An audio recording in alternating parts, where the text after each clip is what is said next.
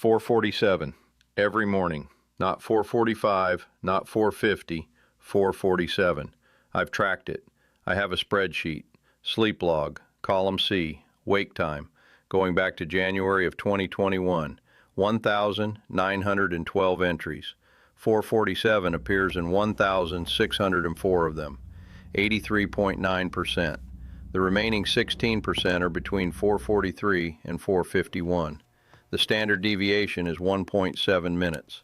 I quantify because I don't trust what I feel. That's the first thing you should know about me.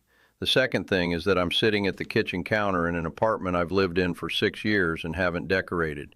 The walls are white. The furniture is what came with the lease, plus a desk chair I bought at Office Depot in 2020. There's a photo of my kids on the refrigerator. Lily, 16, and Owen, 12, held up by a magnet from a dentist's office I don't go to anymore. That photo and the coffee maker are the only things in this kitchen that know my name.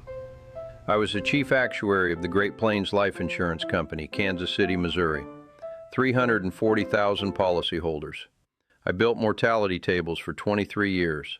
I can tell you the exact probability that a 50-year-old male non-smoker in Johnson County, Kansas, will die in the next 12 months. I can run the numbers on cardiac events, on malignancies, on motor vehicle fatalities, on suicide, which in my demographic peaks between 45 and 54, and I am aware of that, and I note it the way I note all data, which is without visible reaction. I cannot tell you what I feel when my daughter hugs me. That's not a metaphor. That's a clinical observation. And it started when I was 8 years old. The first truth. Mrs. Linda Beecham, 2nd grade, Sunflower Elementary, Overland Park, Kansas. She was, I don't know how old she was. Teachers don't have ages when you're 8. She had a particular way of folding her arms when a child wasn't performing to standard. I remember the fold. I remember the posture. I don't remember her face. She sent a note home. October of 1984. I know the month because my mother kept it. Carol kept everything in a manila folder in the kitchen drawer. The drawer with the rubber bands and the dead batteries, the drawer every house has. The note said, Nathan is disruptive and unable to focus. He talks out of turn. He cannot sit still for more than 10 minutes. I recommend evaluation. My parents were divorcing.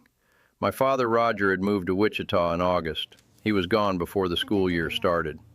My mother was working 2 jobs, receptionist at a dental practice during the day, evening shift at a Hallmark store on Metcalf Avenue. She was 32 years old, exhausted in the way that single mothers of the 1980s were exhausted, which is to say completely and without anyone noticing. She took me to Dr. Dennis Stratton, pediatrician, Overland Park. He was in his 50s. He had a mustache and a jar of lollipops on his desk, and he asked me 6 questions, maybe 7. He asked me if I had trouble sitting still. He asked me if I daydreamed. He asked me if I forgot things. He asked my mother if I was difficult at home. She said yes. She was divorcing and working 2 jobs and raising a boy alone, and he asked her if the boy was difficult, and she said yes. 6 minutes. I've reconstructed this from the billing records my mother kept. She kept everything, Carol. She was meticulous about paperwork in the way that people who feel out of control become meticulous about the things they can control. The consultation was billed at 1 unit. 15 minutes, but 6 of those were the actual interaction. No neuropsychological testing, no classroom observation, no second opinion, no conversation with my father, who didn't know this was happening and wouldn't know for another 42 years. The diagnosis was ADD, Attention Deficit Disorder, DSM-3 terminology. The DSM-4 wouldn't rename it ADHD until 1994, by which time I'd been medicated for a decade. Dr. Stratton wrote a prescription, Ritalin, 5 milligrams twice daily, morning and lunchtime. The school nurse, whose name I never learned, administered the noon dose from a locked cabinet in her office. I went every day at 11:45. I stood in line behind 2 other boys. We didn't talk to each other. We took our pills and went back to class. I was 8 years old. My mother said, the doctor said it was necessary. She has said this sentence to me 4 times in 42 years. The inflection has never changed. She believes it now the way she believed it then, completely, defensively, in the way that a person believes something they cannot afford to reconsider. The second truth, the drug worked. I need to say that because it's honest, and because what came after doesn't make sense without it. Ritalin worked the way a tourniquet works. It stopped the bleeding, and it killed the limb. Within 2 weeks of the first dose, I was sitting still. My grades went from C's and D's to B's within a semester. Mrs. Beecham stopped sending notes. My mother stopped getting calls.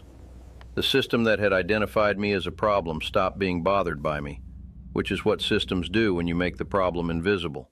They move on. Nobody checked on me again. But here's what also happened within those 2 weeks, and I know this because I've gone back through every school report card, every parent-teacher note Carol kept in that manila folder. The comments changed. Second grade, September 1984, pre-Ritalin. Nathan is energetic and social but has difficulty following instructions. Second grade, January 1985, post-Ritalin. Nathan is quiet and completes his work on time.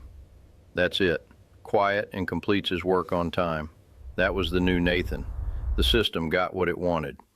Third grade. Mrs. Patterson wrote, Nathan is well behaved but does not participate in group discussions. Fourth grade.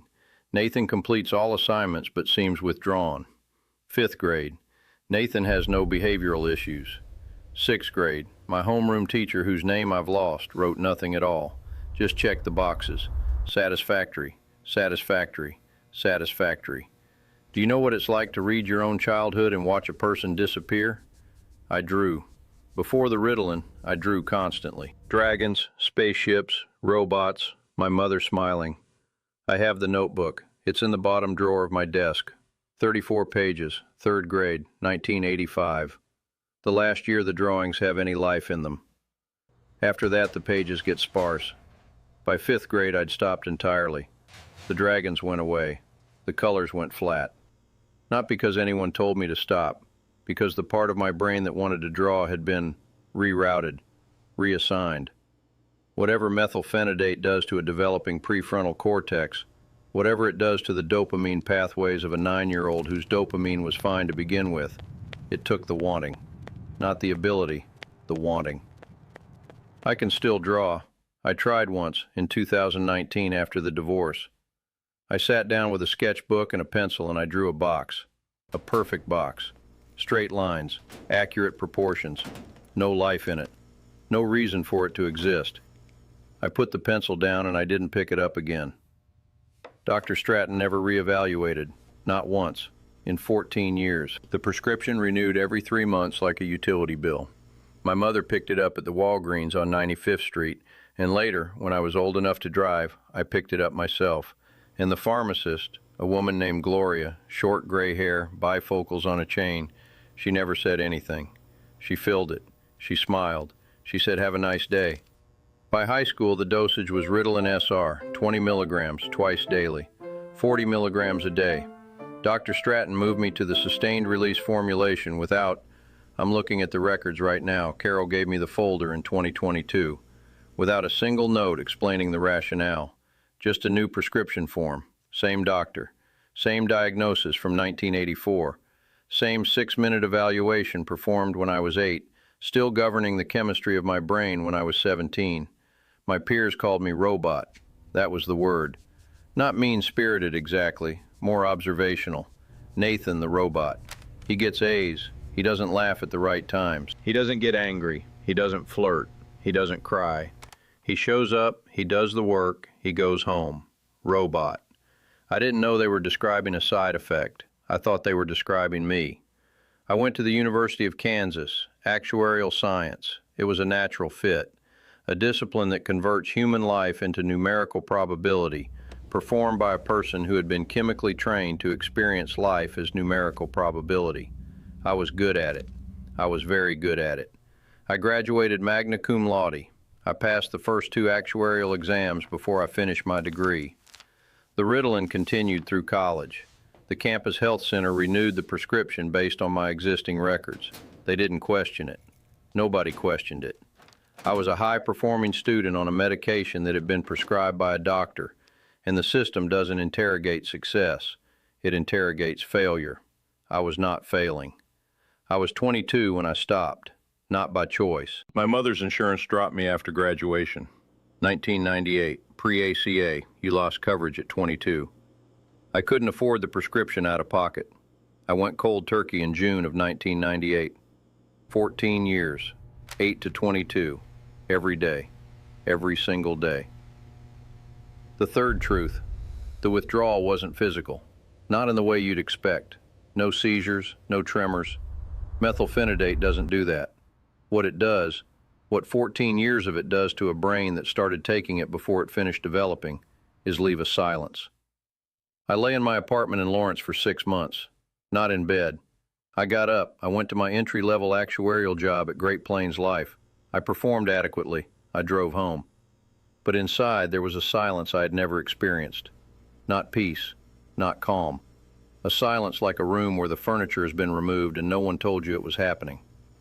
I didn't know what boredom was. I mean that literally. I had never experienced boredom as an unmedicated person. When it arrived, this unfocused, purposeless, vaguely uncomfortable state where nothing was wrong, but nothing was happening, I thought I was sick. I went to a doctor. She ran blood work. Everything was normal. Everything was normal because boredom is normal. It's the default mode network doing what it does. Idling, scanning, daydreaming, generating random associations, processing emotions in the background. Every child learns to manage boredom between the ages of 6 and 12. I had been chemically prevented from experiencing it during exactly those years. I was 22 years old and learning, for the first time, what it feels like to have nothing to do and no chemical telling you what to feel about it. I didn't learn well. I built systems instead. I couldn't trust the internal signals. This feeling, is it sadness? Is it hunger? Is it loneliness? I genuinely couldn't tell, so I built external systems. The sleep spreadsheet, the mood log, 1 to 10, every morning and every evening, the calorie tracker, the exercise timer, 40 minutes, Indian Creek Trail, not because I enjoy running, but because the data says cardiovascular exercise improves effect, and I need the data to tell me what my body should already know. I run my internal life the way I run a mortality table. Variables in columns, correlations tracked, anomalies flagged. I have been running software I didn't write on hardware I didn't understand for 28 years. The fourth truth. I married Megan in 2006. She was 29. I was 30. She was a speech-language pathologist at the Shawnee Mission School District. She worked with children. She understood development. She studied how brains learn to process information. She would later use that exact expertise to name what was wrong with me. For the first 3 years, it was fine. Or, I thought it was fine. Megan thought it was fine. We both thought quiet meant stable. Owen was born in 2014. Lily was born in 2010. The ordinary sequence. The ordinary chaos. 2 children, a house in Prairie Village, 2 professional incomes. I was promoted to chief actuary in 2014, which meant I managed a team of 11 and oversaw the mortality models for the entire portfolio. I was very good at my job. 2 papers published in the North American Actuarial Journal. Invited speaker at the SOA annual meeting 3 times. My colleagues called me the guy who never gets the numbers wrong. That was the compliment. That was the highest thing they could say about me. The guy who never gets the numbers wrong. Not the guy you want at your dinner table. Not the guy whose kids run to the door when he comes home. The numbers guy. And I took it. I wore it. I didn't know there was something else to want. Megan knew. She knew before I did. She knew the way a speech-language pathologist knows when a child's processing is off. Not from what they say, but from the gap between what should be there and what isn't. The recital was May of 2018. Lily was 8, the same age I was when Dr. Stratton wrote the prescription. Lily played Fur Elise. She'd been practicing for 3 months. She made an error in the second movement. Her right hand slipped and she hit a B flat instead of a B natural, and she froze for half a second and then recovered and kept going. Every parent in the auditorium did the same thing. They tensed, they held their breath, and when she recovered, they smiled.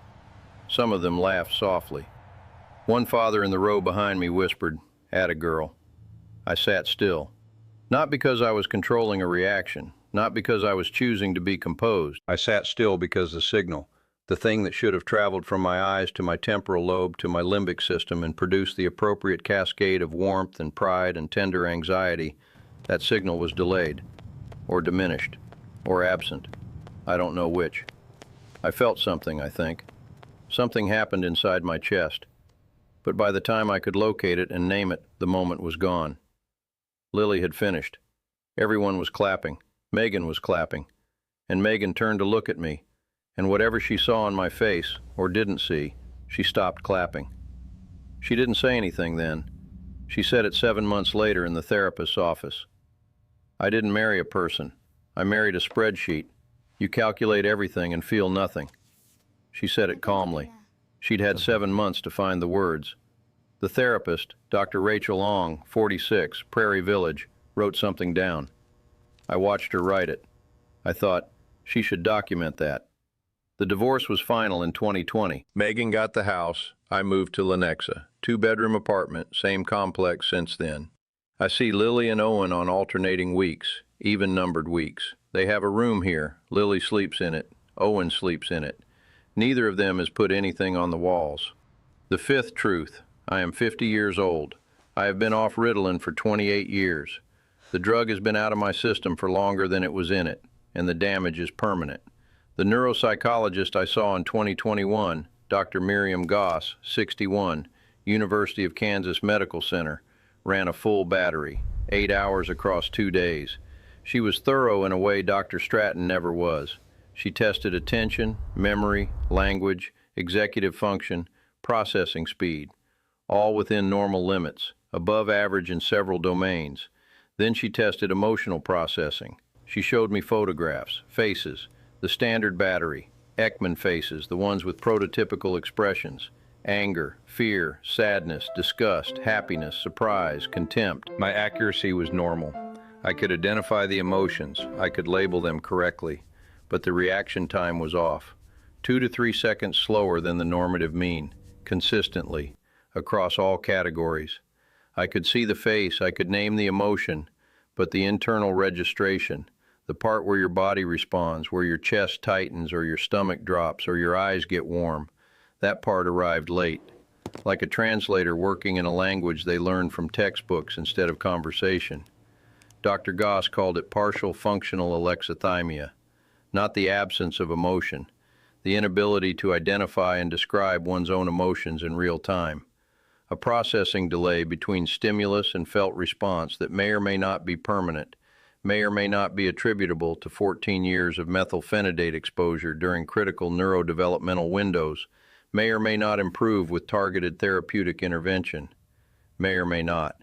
That's what the literature says. Nobody knows. There aren't enough longitudinal studies on children who were medicated from age 8 to 22 on stimulants they didn't need, because the experiment was conducted without controls and without consent and without anyone thinking to check back 30 years later to see what happened. I was the experiment. The results are in.